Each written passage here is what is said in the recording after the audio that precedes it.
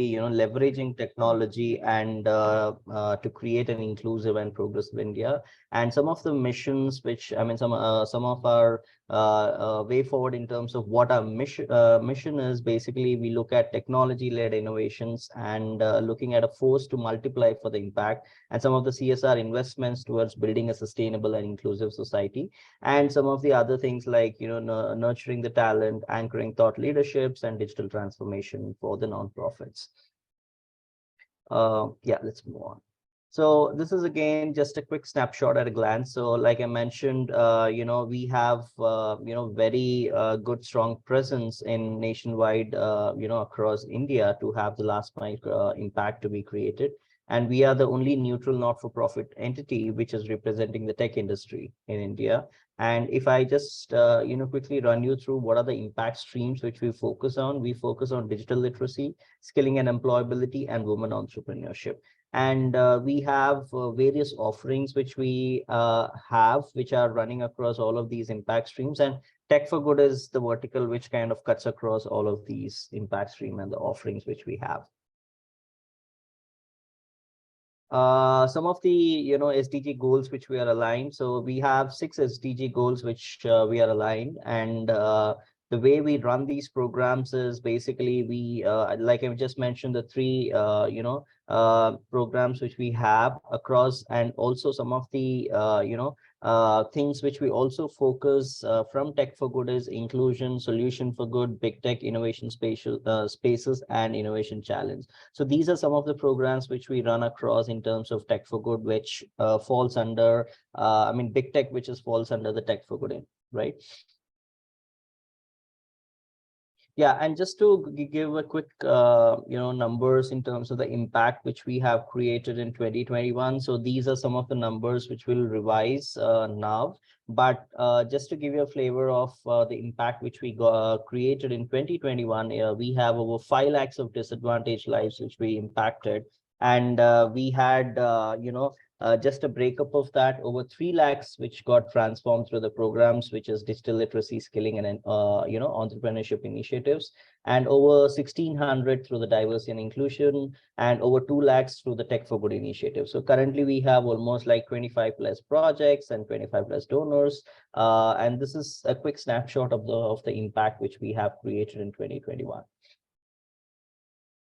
And just to talk about the Big Tech program, as most of you know, this is a program which we have launched in 2007, and it is the only platform which is available in India where you get genuine softwares at an affordable prices, right? So that's where we come into play, where we have donors who have partnered with us to ensure that NGOs are getting the genuine softwares.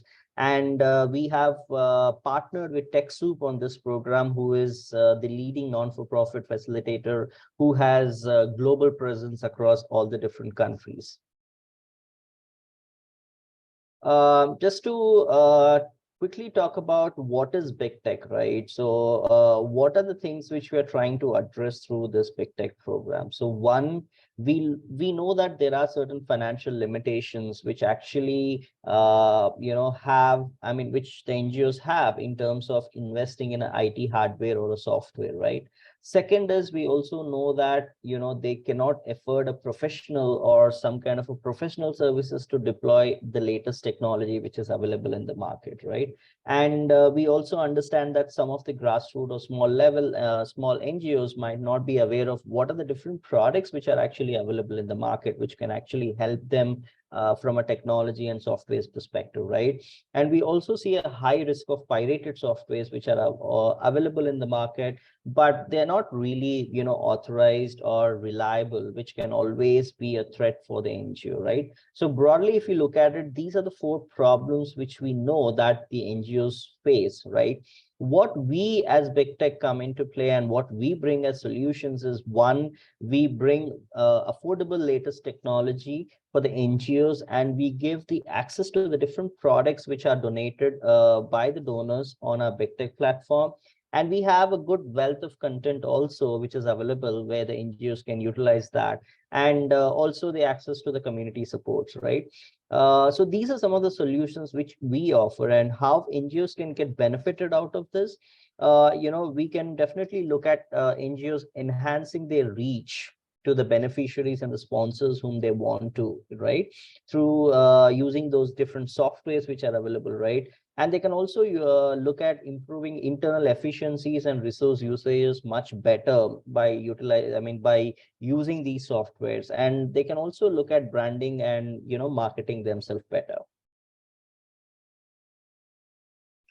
Just to quickly talk about our impact. We have almost 1.6 billion worth of softwares which got donated through the Big Tech program.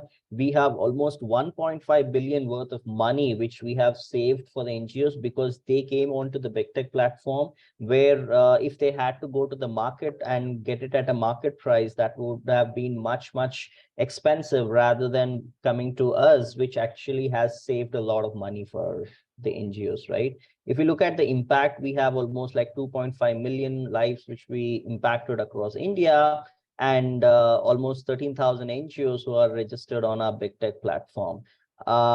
Just go to the previous slide, Aarti, once.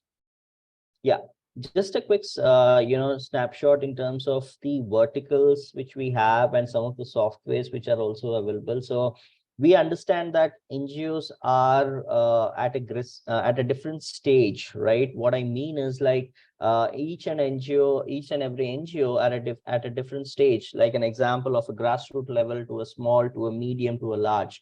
And every NGO has a different set of requirements when it comes to the softwares which are required. So we understand that, and that's where we see that we have certain softwares which are related to infrastructure. We have certain softwares which are related to marketing, communication, donor management, security and backup, and operation. So these are some of the verticals which are there, and any given NGO at whatever the stage they are, these are the different softwares which will be helpful for them to kind of scale and utilize these softwares for their daily operations.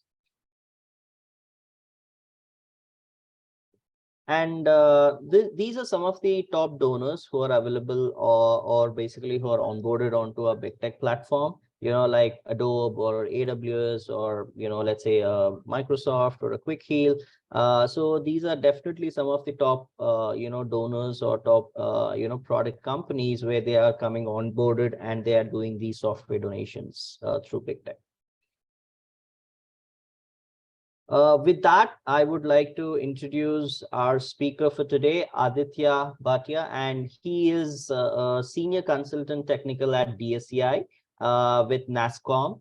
And he has been working in this capacity for the last 8 years, and he has very good domain expertise in cybersecurity and data privacy, and he's actually actively been contributing to several strategic projects and initiatives for NASSCOM. With that, over to you, Aditya, and thank you.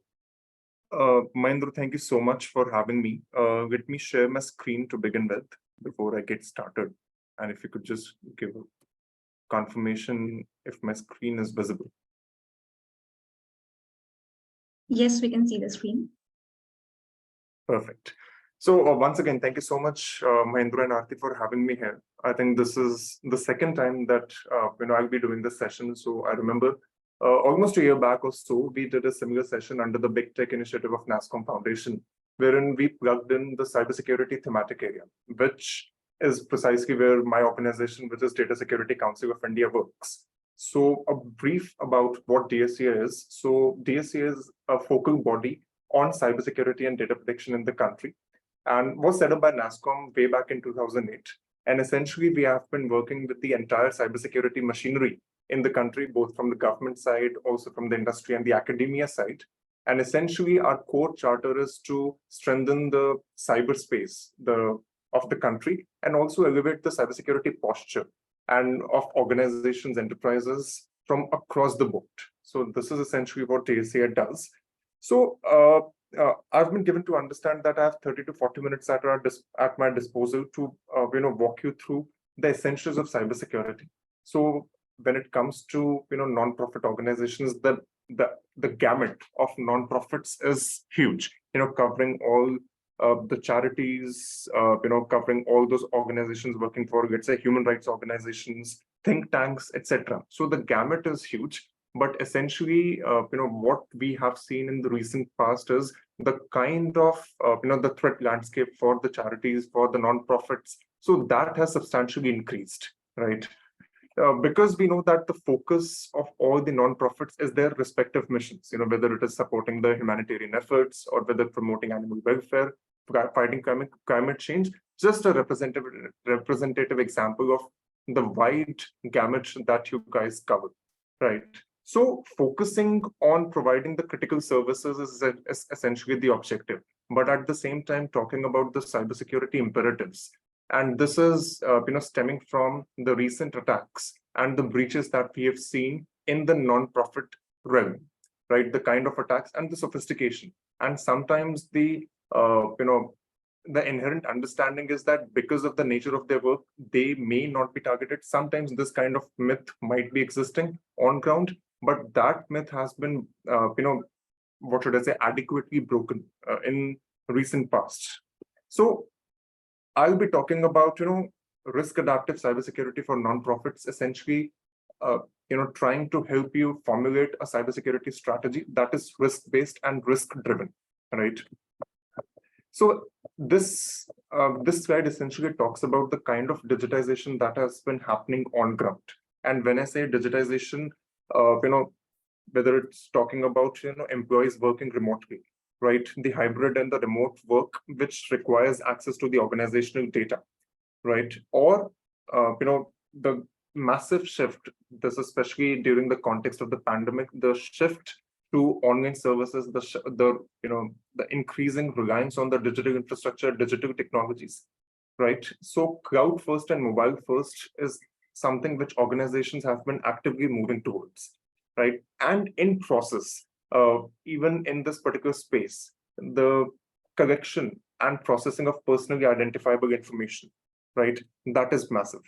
Whether it's information pertaining to the donors, pertaining to, information could be the names, the date of birth, social security numbers, the credit card and billing details, and ID card data, and several other critical data that, if compromised, could have significant ramifications for you as an organization, and also for the overall supply chain. If you look at the organizations or the nonprofits or the charities working with government or working with the larger charities or partner organizations, so the overall supply chains. And when I talk about the supply chains, let's not forget about the partners, or let's say you have outsourced IT services. So all those partners, the third parties, the nth parties, and all those vendors, contractors, they also form part of the supply chain. So the supply chain risk is equally massive.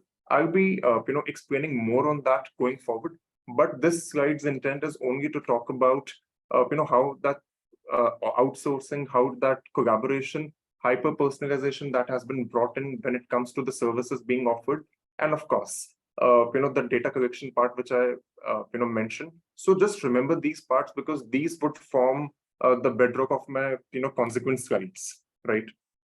I'll also be quoting a few examples, which I've been studying, because nonprofits are something which DSCI, deals extensively with. One is, of course, in conjunction with NASSCOM Foundation, but in general, when we look at the small and medium businesses, when we look at nonprofits who are in, typically resource constrained. So DSCI has been actively working on coming up with frameworks, coming up with methodologies, coming up with guidelines for these vulnerable sectors as to how they could be supported when it comes to augmenting the current cybersecurity posture, right? Because we are aware of the constraints, we are aware of the limitations that might be existing.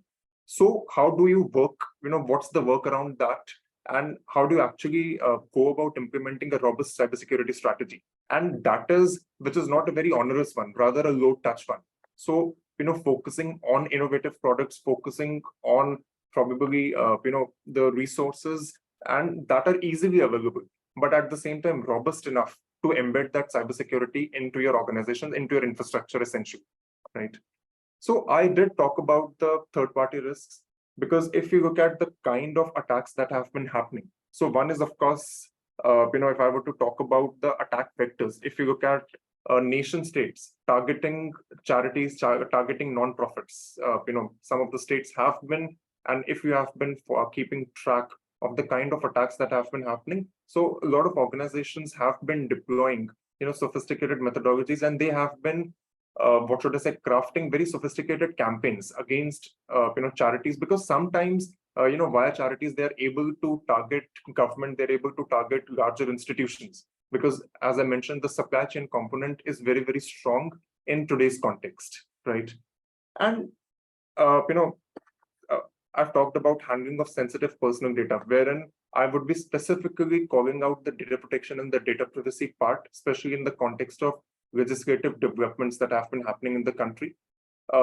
Attention to cyber risk from a board standpoint. So getting that buy-in from the board, getting that buy-in from your senior leadership in terms of, what are the things that they need to be mindful of, because we as DSCI, regularly interact with the boards of large organizations, large enterprises, and the kind of queries that, come from this particular section, this particular stakeholder group. So those are very impressive.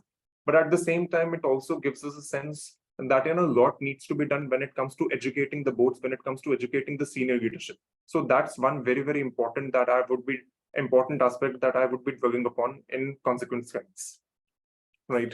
So, if I were to talk about very quickly list out the reasons that security sometimes may not be very high on the priority agenda for nonprofits. One is, of course, the funding constraint I talked about. It could be, the priorities could be at clashes, it could be at odds. Executive buy-in I've already talked about. The overall IT infrastructure, because if you're talking about, the corporate applications being accessed by the employees. And when I say employees, not just the full-time employees or the regular employees, I'm also talking about the volunteers. I'm also talking about, the contingency staff that a lot of nonprofits and a lot of charities, they do employ. So would they be having that same level of sensitization when it comes to accessing corporate resources, and that too from any time and anywhere? So that access have those accesses being secured. So that's one very, very important aspect for me. So large volunteer and contingent staff dependency is one very, very important challenge, when it comes to prioritization of cybersecurity nonprofits, right? So calling out the challenges is fine, but at the same time, it's also important to look for the relevant, affordable, and innovative technology, right? Probably big tech platform, it does have, a security track on it. I looked at the solutions. I looked at Quick Heal Solutions, Bitdefenders, and others. So that does play a very, very important role in elevating the overall posture, right?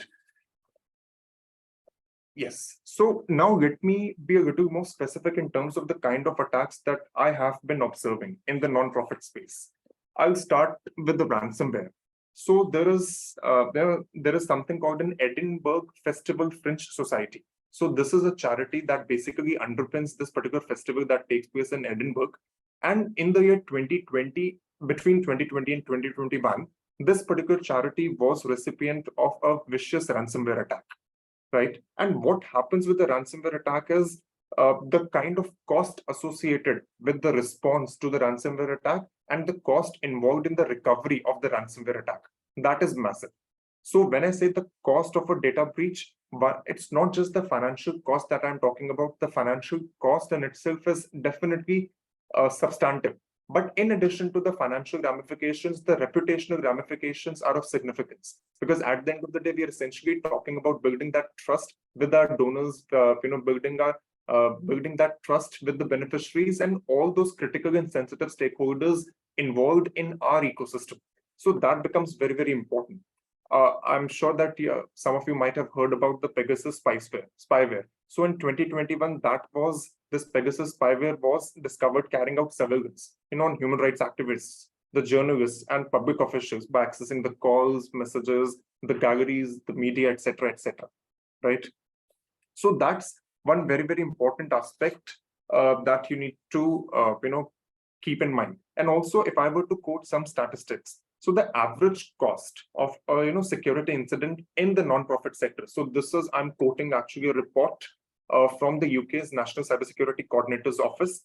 So was $77,000 right? And the current average cost of an overall data breach, a comprehensive standpoint is $4.24 million, right? And which was significantly higher compared to the previous year.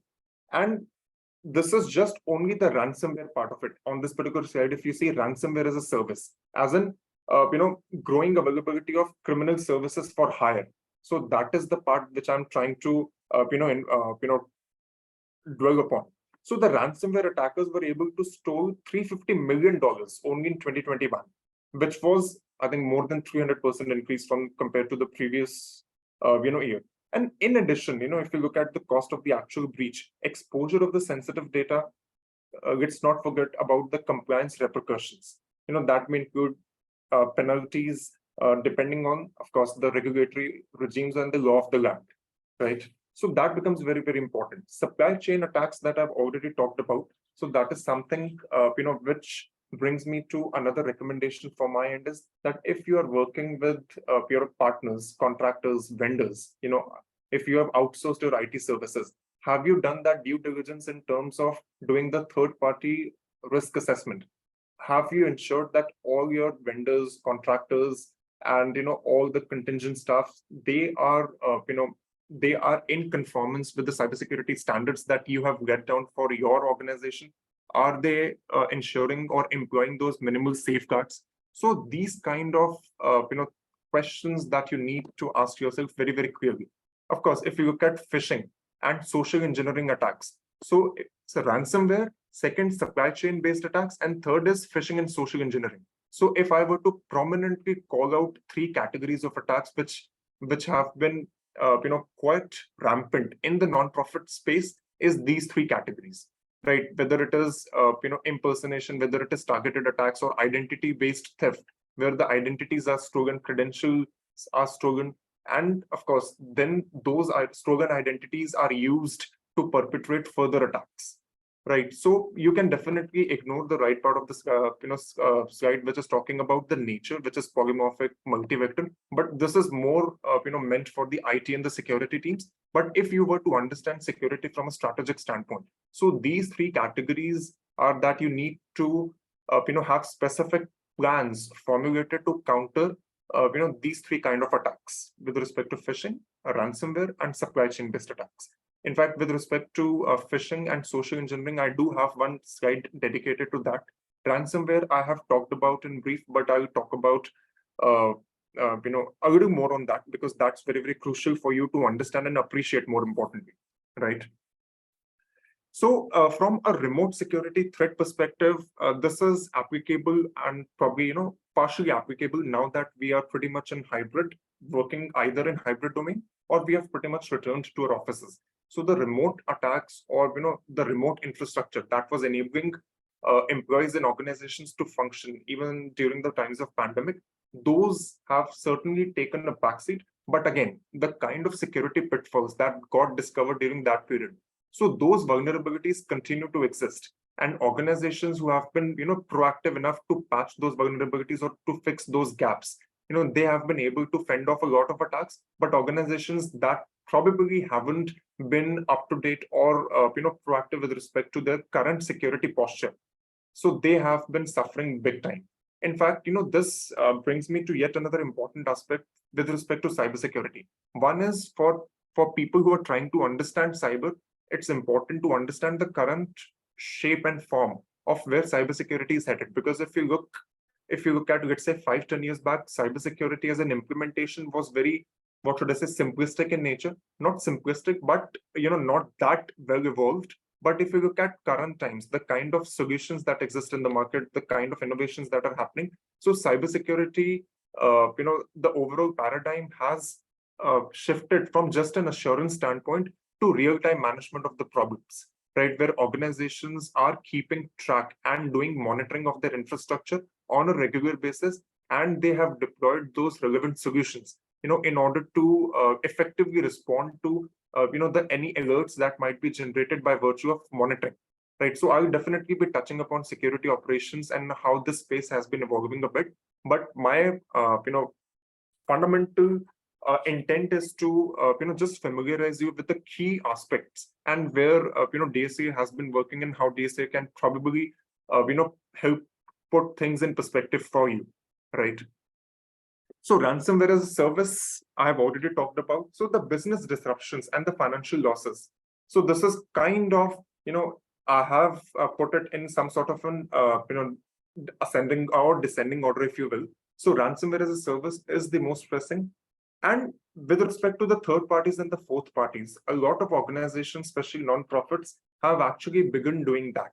They have been ensuring that whenever they are entering into some sort of a contract, whenever they are depending on the let's say the IT providers, or they're outsourcing their IT services to players, or even when they're outsourcing other aspects of their organizations to players. So they're ensuring that whenever these vendors, contractors, or IT providers are onboarded, the contracts that get drafted have very well articulated cybersecurity clauses into it. So this is one important positive development that has been happening.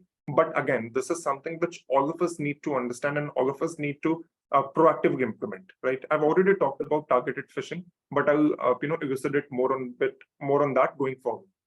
So yes, when it comes to collection of personal data, right? So organizations, and especially non-profits, the kind of the personal data which I've talked about, which is called as the personally identifiable data. I quoted some examples as well, right? So this is where the challenge arises, that if you are custodian of a significant amount of personally identifiable information, and God forbid, there is an attack, and that personal identifiable information ends up, being exposed or being compromised. That's where the challenges start.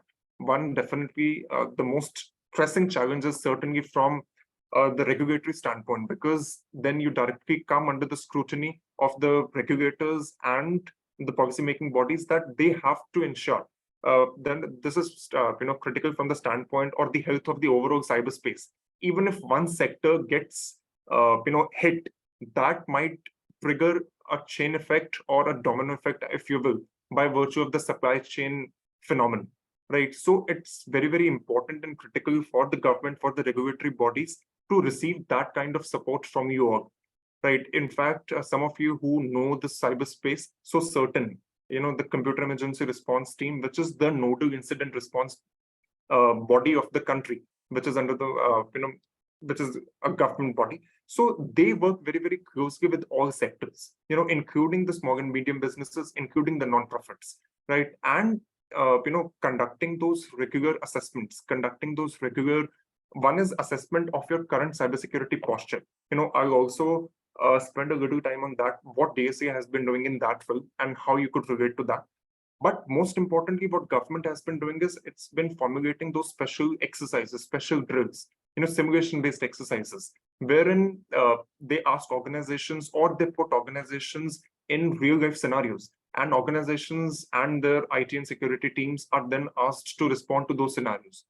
What essentially we're trying to accomplish by promoting these mock drills, or these exercises, or these simulation-based assessments, is that we are trying to preempt the kind of attacks that might end up intruding your infrastructure, compromising your infrastructure, and compromising the personally identifiable information that you might be holding. So all these aspects that I have been touching upon, I know that in limited time I have to squeeze in a lot of things, but if you try to connect the dots, you will appreciate the kind of recommendations which I'm trying, or recommendations or takeaways, whatever we want to perceive that as, I'm trying to give as part of this lecture, so to speak. Right. So unauthorized or inappropriate linkages of personally identifiable information, or sharing of the personal identifiable information with the third parties who may not be having those adequate safeguards. Right. Let's say you are retaining some personal data which is longer than necessary. So this is yet another privacy risk that you're exposing your organization to. Because once the privacy legislation comes into effect, I'm pretty sure that you're following the tabloids. So a lot of progress has been happening on that front.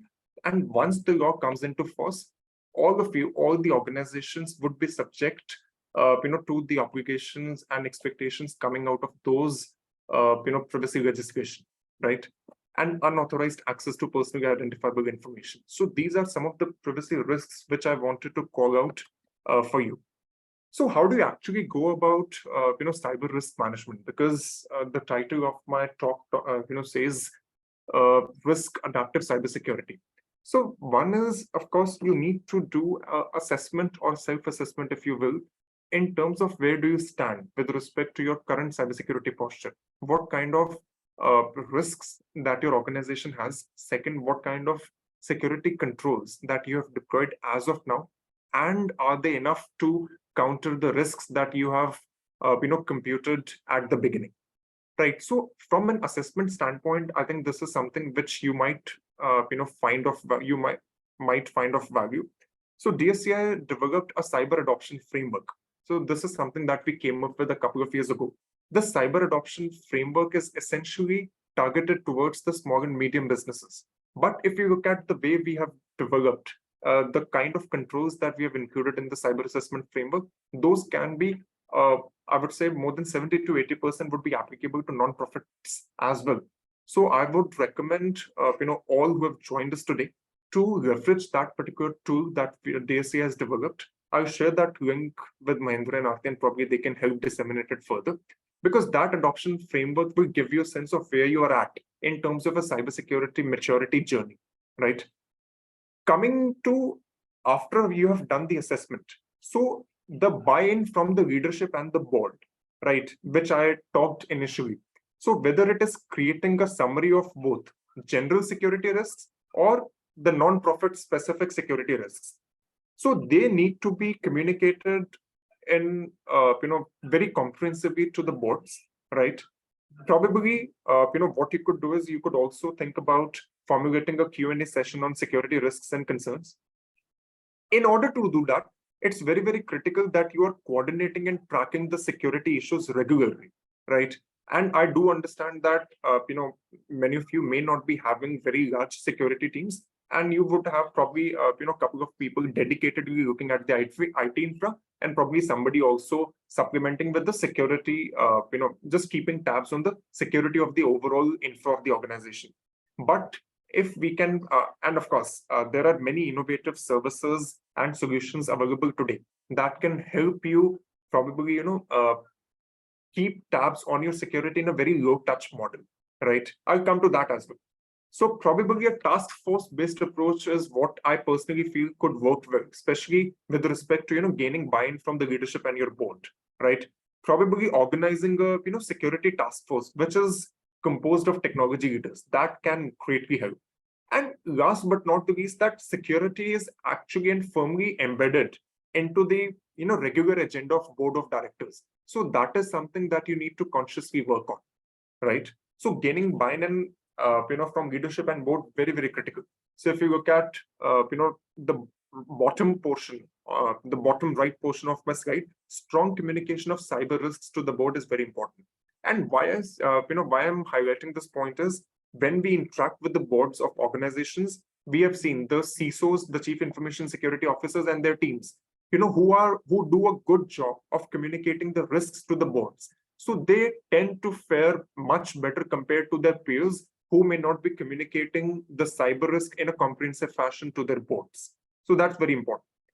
From an awareness standpoint and from skilling standpoint, I've already talked about conducting those mock drills, conducting those simulation exercises. And for conducting these special exercises, you can always partner, you can always find relevant partners. It could be from government, it could be from industry, it could be industry associations, and so on and so forth. The point is that you need to establish a formal plan, wherein, on one hand, of course, from a cultural standpoint, you are embedding those best practices, but at the same time, you're building and maintaining trust with all the constituents, right? So if you look at, from a phishing standpoint, I also take some examples. So this ongoing and regular training, whether it is against threats like malware, like phishing or ransomware, and the training should also entail one part wherein you are encouraging the employees, or you're basically educating employees on how to report suspected security incidents. So just an example, in 2022, certain, the agency that I talked about came up with the reporting reporting directions. They were not even guidelines; they are mandatory directions, which every organization has to comply with and adhere to. That within 6 hours of, let's say, being in knowledge of let's say you come to know that a cyber breach or a data breach has happened at your infrastructure, at your ecosystem. So within 6 hours, you need to report it to certain, and this is mandatory, and it's not something which is optional or voluntary, right? So updating your staff on specific threats and probably, making this as part of the onboarding requirement, that becomes very, very important from a skilling and an awareness standpoint, right? And if I were to talk about the training initiatives, so training initiatives can be multifold. Say, for example, many organizations, they send out regular phishing attacks to test their employees' aptitude at identifying those spurious mails, right? And whether employees pass or not doesn't matter. It can be used as an opportunity across the organizations, to stay vigilant and basically to build that culture of proactiveness. That's very, very important, right? Another aspect which I'll talk about is, of course, before I jump to the best practices part of it, another aspect is that you need to have very, very robust cybersecurity policies. So documentation of cybersecurity policy is an equally important part. Of course, implementation is of paramount importance, but have you documented your cybersecurity policies right? So that's very, very critical for you. And also another part is that making sure that everybody understands and implements these policies, because then only we would be able to effectively reduce the likelihood of these cyber attacks and breaches, right? So these are some of the focus areas that we as DSCI feel would be important from non-profit standpoint. One is, of course, the overall strengthening of first line of defense in your organizations. Second is the cybersecurity controls. So the assessment framework that I talked about. So I'll tie this point to the assessment framework. Once you have undertaken an assessment, you answer a series of leading questions, you get a sense of where you are at. And this is the potential gap when it comes to the cybersecurity controls. So that would give you a very, very firm perspective on how you need to proceed, right? Ransomware and social engineering I've already talked about, and the proliferation or basically multiplicity of devices, and of course, availability of insane number of apps. That goes without saying. That is, I think, pretty much self-explanatory. But the number of devices, the heterogeneity of devices, that is something which create or which becomes another impediment to overall implementation of an organization's cybersecurity, right? So in this slide, what I have tried to do is I'll definitely be coming to some of the best practices which are very, very important. And those best practices would be from the standpoint of non-IT staff, as well as from the standpoint of IT administrators, right? And I'll also, mention a few resources that are freely available for you to access and that you should be leveraging to the maximum possible extent, right?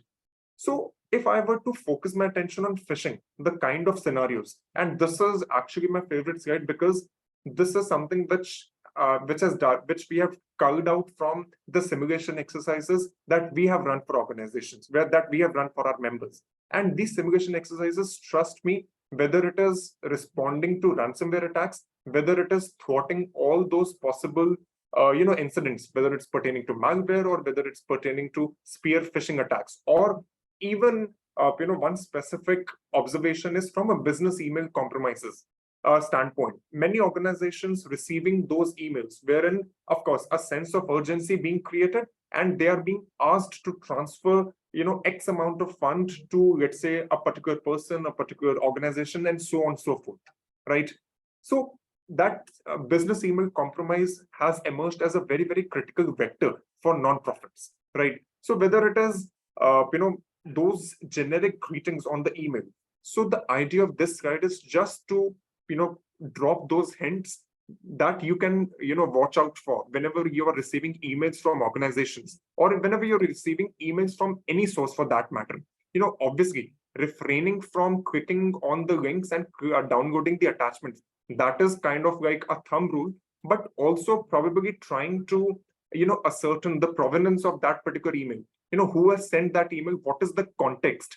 So apart from, email monitoring solutions or email security solutions that you would be deploying as part of the overall cybersecurity controls, that is more from a technology and solutioning standpoint. This is more from, standpoint of altering your behavior in order to respond better to these type of situations, right? So there are two parts to it. So just make sure that you understand the distinction really, really well. Of course, there have been multiple cases of spoofed hyperlinks and spoofed websites. We all have been, way too familiar with how fraudulent, sites have been created in order to seek funding, in order to raise funding, and that has led to severe reputational damage for the legitimate organizations, right? So that's very, very important. And of course, sometimes we tend to have that impression that phishing attacks, spear phishing, or vishing, these are limited to people who are on laptops, who are accessing desktops, etc. But what has been observed is that phishing on mobile devices is an equally pressing trend that has been observed. So we need to be mindful of these aspects as well. See, of course, I'm not getting into the nitty-gritties of how a ransomware attack is perpetrated, because there are various modus operandi. There are various ways in which the infiltration can happen. But this has been commonly observed even in the most sophisticated of the attacks. Phishing tends to be the entry point, or tends to make way for the infiltrator into the organization's infrastructure. So just bear in mind, right? From a best practices standpoint, and of course, I will depend on Aarti and Mahindra to tell me in terms of, if I'm overshooting the time. But if I'm not, I would like to continue in terms of the challenges and the corresponding best practices which might, serve as takeaways from you, takeaways for this cohort. So one is from, having those strong credentialing program, having that multi-factor authentication to ensure a secondary layer of protection. Of course, changing password frequently, for both volunteers and employees who, who have access to your system. And sometimes what happens is, of course, transitions happen, employees and volunteers, they move on, they leave the organization, etc. Right. Also, it's very, very important for you to remove any inactive accounts that might be, lying around, including those of former employees and volunteers. Right. Of course, you might also consider using those specific tools to manage your passwords, because at the end of the day, I'm not going to propound any kind of tool, because at the end of the day, you have to look at it from, I have to look at it, as DSA from a very neutral and a dispassionate standpoint. But my ultimate intent is that, putting all your tools, processes, procedures, policies together, you should have that robust cybersecurity, posture. That is my ultimate intent, irrespective of the kind of solutioning, irrespective of the kind of tools that are being deployed. My only humble request to you and your respective IT and security teams is try and develop a better and rather more comprehensive understanding of the current landscape of tools. I'm not saying that you need to procure this solution or that solution. I'm just saying that this overall paradigm and, because cybersecurity is extremely technology heavy domain, right? And the innovations that we keep on observing on a daily basis, whether it is from the product companies, the Indian startups, the services companies, that is massive. And there is a reason that this innovation is happening, because there are so many white spaces, there are so many loopholes within the cybersecurity infrastructure of organization that needs to be plugged. Otherwise, there would be, if there were no problem statements, why would these solutions come up, right? So just a simple point which I want to do. So one was with respect to credentials and passwords, but another is with respect to data backup. Let's say if you read any anti-ransomware response guide or the multiple literature, in fact, DSA also has something known as rapid ransomware response. So what we intend to drive by this initiative is that in the event of ransomware, how quickly you're able to respond and how quickly you're able to recover. These two are the most critical parameters in terms of how successfully you have been able to deal with any potential ransomware attack, right? So you might have heard that you need to back up your data, you need to have a data backup policy. That undoubtedly is true, but what we have observed is that having data backups may not suffice, because data backups themselves might be immune to ransomware attacks. So can you think through a strategy on how do you go about making your data backup resilient to ransomware attacks, right? So that's very, very important. Again, from a data sharing standpoint, with, as I mentioned, the collaboration, if it is happening remotely, so it becomes difficult for the organization to control, how and where the data is going to be shared. So multi-factor authentication, rights management solutions, and cloud-based storage. these are some of the tools that can help you limit the issues that might be arising out of data sharing, right? And if you look at from a configuration of devices standpoint, so I've talked about, if you are, adequately focused, on the risks that might be brought on by the devices that are joining your network, then you need not worry much about, the device level security. Say, for example, configuring devices by using the requisite endpoint protection, right? Which that endpoint protection is a solution, which is helping you to monitor the devices constantly, and that is able to identify those rogue devices or probably, which could be potential threats to your networks. So that's very, very important. And of course, from an overall cyber attack response standpoint, I think if a security incident is detected, the rate at which you're able to respond, which I just said. So that's what my, I would earnestly, urge all of you is to make sure that you have a formal plan in place. This is like the beginning, right?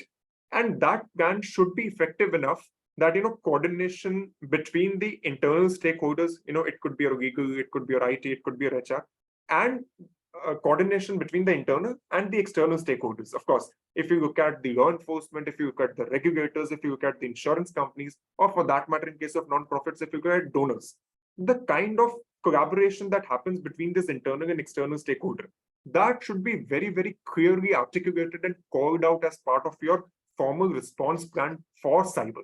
That's very, very important. Correct.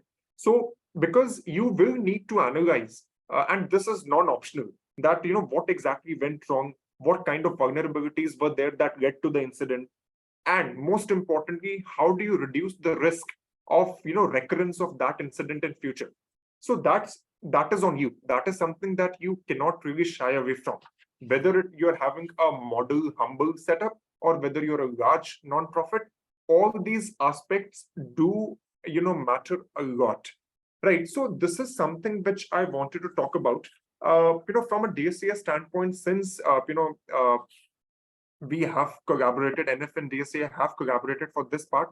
So that cyber adoption framework is something that I'll try to share, and also the resources that I mentioned, and the guidance, both for the non-IT staff and for the IT administrator. So this is something that we tried, collating, especially during the pandemic time. So we came out with a comprehensive advisory for both these set of stakeholders.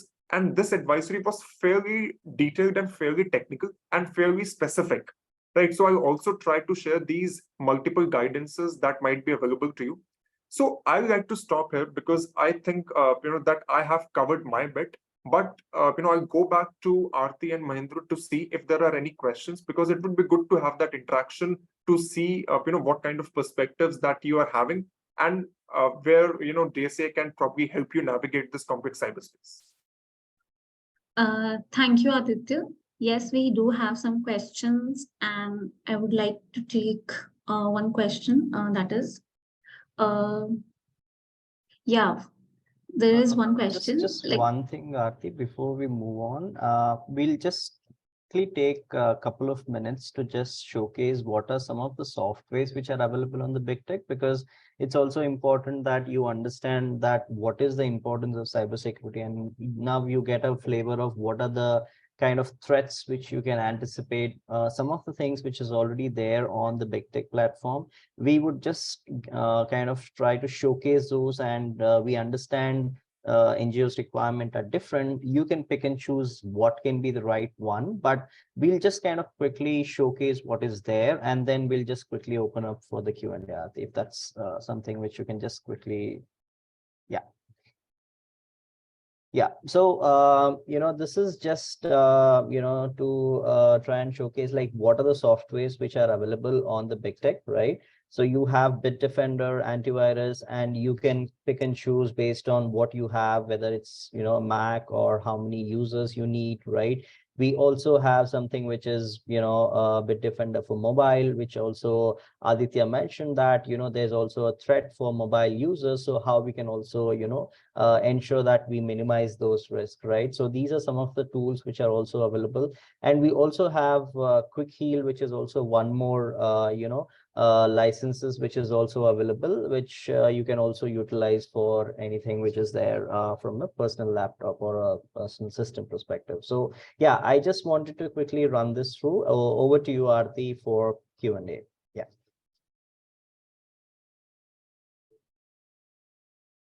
Yeah. There's one organization which is launching an online archive portal hosted with AWS, and they need to ensure any additional security features while developing and running this portal. Right. So see, whenever I think this goes back to my fundamental intent that whenever, let's say, you are thinking or you're planning to launch a new product or a new portal, one is that I think the most fundamental question that needs to be asked is, have you done that comprehensive cyber risk assessment for that portal? This is just at a very high level the question that needs to be, because that cyber risk assessment would would give a very strong perspective as to where the portal would or how the portal would fare in the event of an attack. And of course, in addition to the technical controls, I can definitely share a comprehensive list of security technical controls that you need to be mindful of.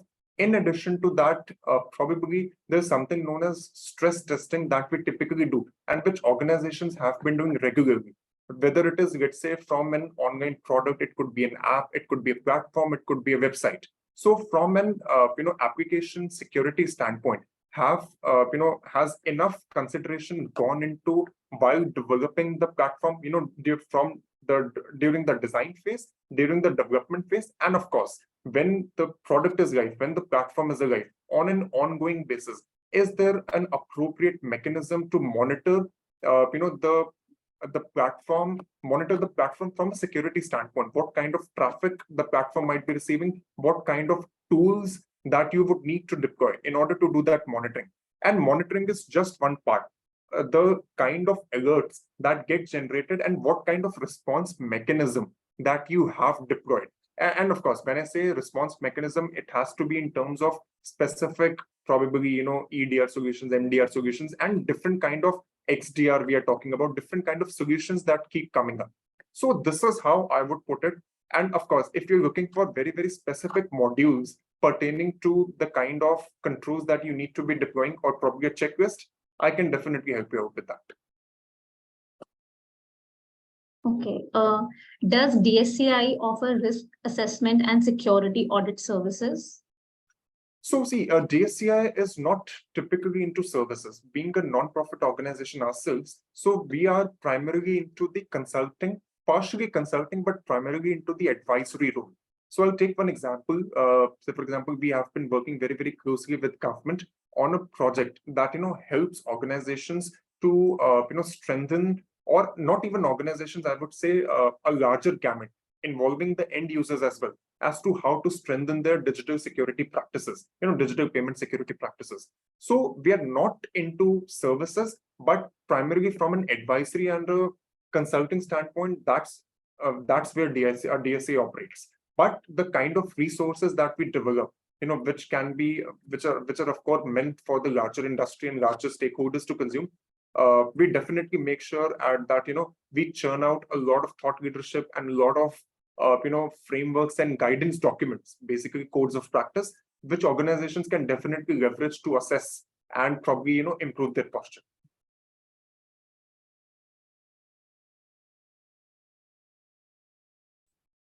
Is there any privacy law such as GDPR specifically for the Indian organizations or Indian context?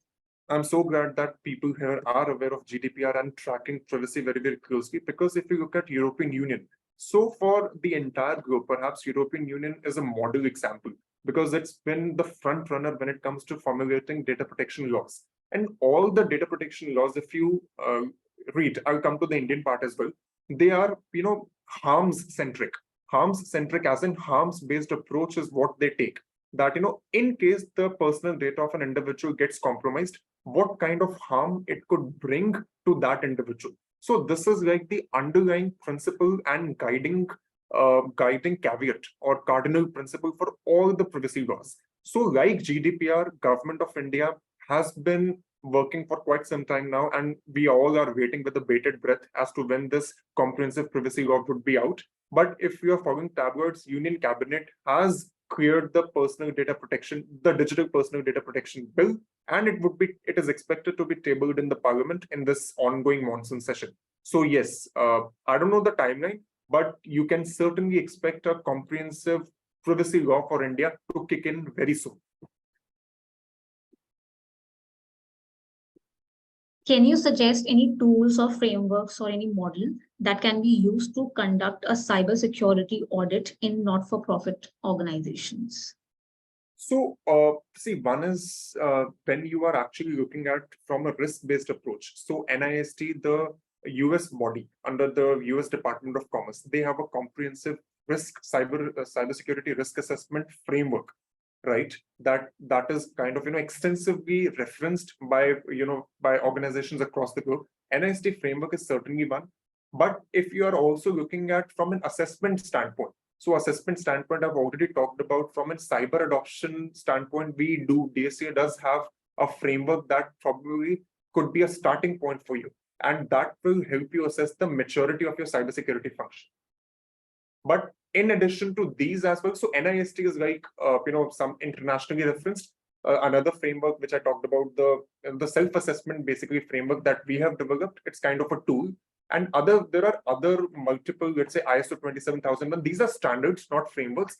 But in terms of the literature that you can reference for this purpose, I think that's plenty. And I'll definitely try to share something on those lines with you. Now we can have some live questions. If any one of you have some questions to ask, please raise your hands.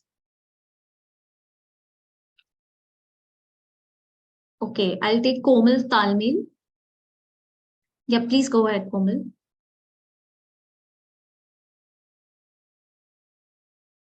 Komal?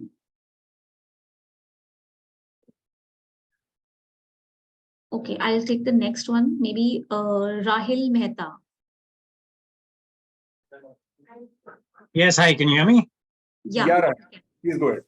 Okay, I just had a couple of questions that I asked before. One is that, so our organization, our NGO has many volunteers. Mm-hmm. And the software which is used by volunteers, we don't really have so much of a control, even though it may be used for our work. Okay. NGO, does that put us at a risk from a licensing point of view? I think it does, Rahul, because let's say you're mentioning that they might be using a software which probably is not directly under your IT team's control, and that software is being leveraged to carry out the work which is in direct accordance with your charter of ethics, which is directly under your ambit. Definitely, it does open kind of a gateway of risks that might be coming in by that software. Has that of the tool, whichever they're using, is it robust enough from a security standpoint? Has enough thought gone into it to provide that cybersecurity layer on top of that software? So that is certainly a question. See, I think when I was talking about the third parties, or whenever you're talking about the overall ecosystem, it could be volunteers, it could be contractors, it could be providers. So their incident or incident that might be happening in their ecosystem, undoubtedly, in a lot of cases would have a ripple effect that might come onto you, and then you would be forced to kind of act. So it's better that whenever they are operating a software and using that software to carry out the functionality which is being mandated by you, so it's better that they prescribe to the IT security standards which have been laid down within or by your IT team, by the IT admin team, security team. So they better make sure that they are in conformance with all the IT security checklists which your organization has laid down. Okay. Okay, so in such a in such a scenario, is there, because I guess it cannot be, it will be hard to have the framework as stringent as I would for what's directly under our control. Mm-hmm. So is there some kind of more relaxed framework or tips that can be for them? For example, I see a lot of the recommendations related to ransomware, phishing, etc. The education related to this, of course. And also we try to use encryption and things like this in certain cases wherever it's appropriate. Okay. But these are suggestions. If there is some list of suggestions or something which can be for contractors, volunteers, those that are not directly associated, then I think it could be even as recommendations that we could share with them and see if there's compliance. Certainly, because the advisories that I talked about. So Yeah. this work happened a couple of years ago, but in my opinion, that still continues to be relevant. So I can share those advisories with you, and those advisories will clearly call out the responsibilities which the third parties might be having, right, and which the contractors might be having, and something which is also referenceable by the internal stakeholders. So I can definitely send across that checklist, which you can further probably as you mentioned, that is probably a relaxed version of the framework. See, Yeah. but Rahul, in my opinion, is that whosoever is connecting to your infrastructure, to your network, right, irrespective of where they're accessing, which device they're using to connect to it, I think that connection, whether it is multi-factor authentication, which I talked about, or whether it is the overall IT security, which is applicable to the regular employees or the full-time employees, I think the same standard we need to hold these volunteers or third parties as well. But yes, I can be more specific, and when I send across those checklists, you will find that whatever I'm saying, that gets kind of broken down into several specific controls that you can Okay, deploy. that would be helpful. Thanks. Right. I just had one more question that actually somebody else also asked, if it's okay. Rahul will like to take another question. Okay, and go ahead. No worries. Thank you. Thanks a lot. Thank you, Rahul. Yeah, that's Satya Lakshmi. Yes, can you hear me? Yes, Yes, we can. please go ahead. The issue that I'm talking about is about the login. So we keep missing few Excel sheets and photos from the drive. So the album will be there and the photos are missing. So everything will be empty. And Excel sheet also, like today I work on it, tomorrow I will not be able to find. So we tried tracking it, logging in through admin and tracking what are the actions performed on that, but it is like completely gone, like it's not existing at all. So is it some kind of security issue? Why is that happening? I think, Satya, you need to probably look at this incident, as you mentioned, the files, if I understood you correctly, those got wiped, right? Or probably some, images or something that got wiped. So one is that probably some sort of an inadvertent user action from probably within the organization that inadvertently caused the wiping of the files or wiping of the resources or assets, whatever. But let's say if there is a pattern that you're seeing to it, right, then definitely, in my opinion, it's worth investigating it, or probably involving whosoever is looking at, whether, I'm not sure if you have a managed security provider or if you have an in-house security team. So then I think it behooves your security team or provider to look at the pattern, right? That let's say what kind of login is happening, probably studying the logs, and also making sure that if there is a pattern to it, let's say if there is kind of, because sometimes that's what happens also, and that is the scary part. Sometimes a lot of organizations, the kind of malwares that get deployed, the kind of attacks that happen, sometimes identifying that there is even a possibility of an attack, or some malicious code is already sitting in your infra or sitting on your network. So that sometimes take a lot of time, and by that time considerable damage has been caused. So my recommendation is you begin a formal tracking and investigation of this issue in conjunction with the cybersecurity consultants or providers who actually have a visibility into your environment, because they would be able to easily monitor the traffic, the kind of activities, the logs. They would be able to comprehend the logs, and then they would be in a much better position to answer your question. But yes, I think this deserves attention if it is a pattern. Thank you. Thanks a lot. Thank you, Satya. We're about to take one last question. That's Manas Longani. Hi everyone, thank you. This question is mostly for Mahendra ji. Mahendra ji, on one of the initial slides that you were talking about, supporting NGOs with these apps and everything, from a logical or a theoretical standpoint, what I'm trying to understand is, when we register on a NASCOM Foundation with big tech, one of the requirements is FCRA.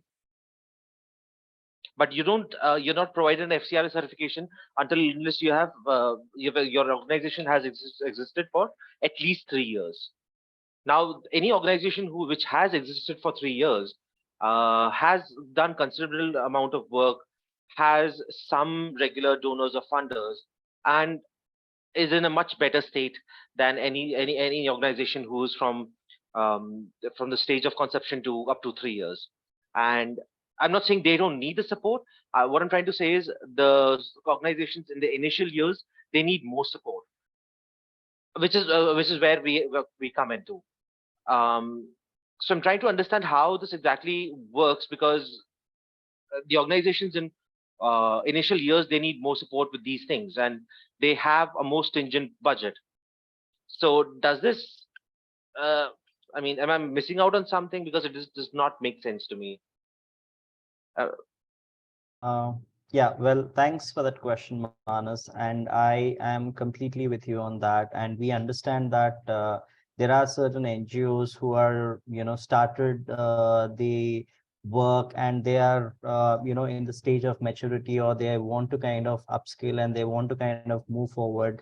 And please understand one thing, that, what this clause, which is there for 3 years for the FCRA, is a government clause, right? So that's where they are trying to put some stringent measures and controls in place, and for any foreign donation which is coming, right? So that's where it's a government thing. But at the same time, we also understand the requirement of the grassroots and small NGOs, right? So what we are trying to do as next steps is, we are trying to talk to certain donors who are there, where they are doing these donations from the international, or basically the corporate entity, which is normally not in India, right? So what we are trying to do is, we are trying to have certain discussions with the donors, to see if these donations can be done through an Indian entity, if they have an Indian entity registered in India, right? So in that case, we will not be having this issue of FCRA, and everybody who is eligible as an NGO can actually start to utilize these softwares, right? So we are trying to understand and see how we can kind of make that happen. Just to give you an example, we are also trying to look at Zoho One, which is also in pipeline, to see if we can onboard them, because we understand that they are an Indian NGO and they will not require FCA. So we are actively working, Manas, to see how we can also cater to the needs of non-FCR NGOs, or do not have the FCR, right? We try and see how we can, help the NGOs to kind of get these software donations which are there. But also, I would like to, make it, understandable for you, that this is something which we are not doing it, but it's the government which is actually putting certain, measures and controls in place. I hope that answers your question, Manas. just one more bit of that. I Yeah. understand the FCRA. RBI is the one who's implemented that you need to complete at least 3 years to get an FCRA. That's fine. But the criteria that within NASCOM Foundation, to access these resources, these softwares, you need to have an FCRA. That bit of the logic is what was concerning. I am okay with No. RBI So putting in regulations, there and for a is fact. Yeah, so there is a different perspective, or what we are trying to do is, there are Indian donors, they are international donors, Manas. So whoever is an eligible NGO who do not have an FCRA, we still make them eligible on the Big Tech portal, and they can access to the Indian products, which does not require an FCRA, right?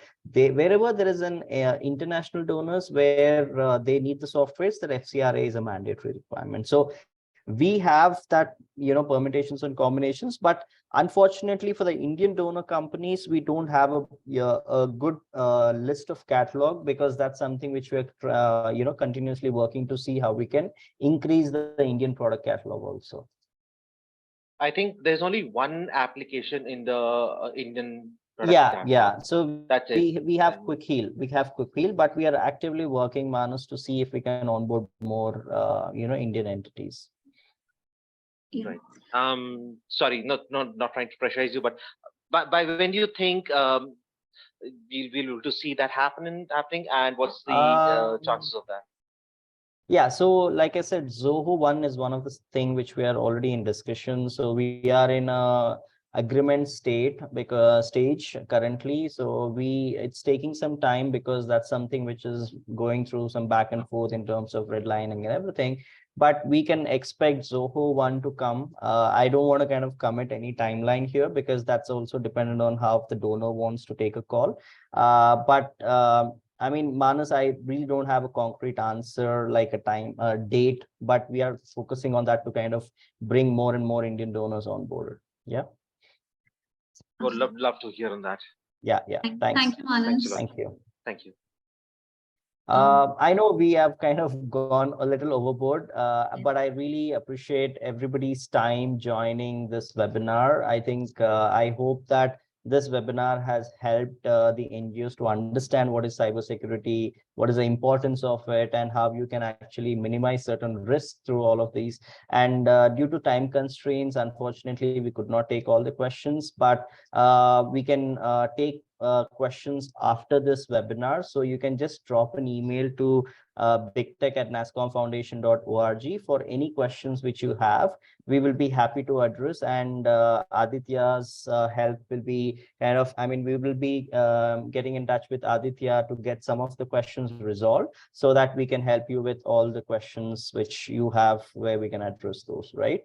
And for certain specific questions where Aditya would be sharing certain details or some content, we will be going ahead and sharing that with the respective NGOs who are looking forward to it. Okay. With that, I would like to thank Aditya for today's webinar. Thank you for taking time, Aditya. It was really great and very helpful and informative session. And I'm really hopeful that, you know, the NGOs have also got benefited through this webinar. Thank you, Aarti, and everybody for joining today's webinar. Thank you everyone for having me.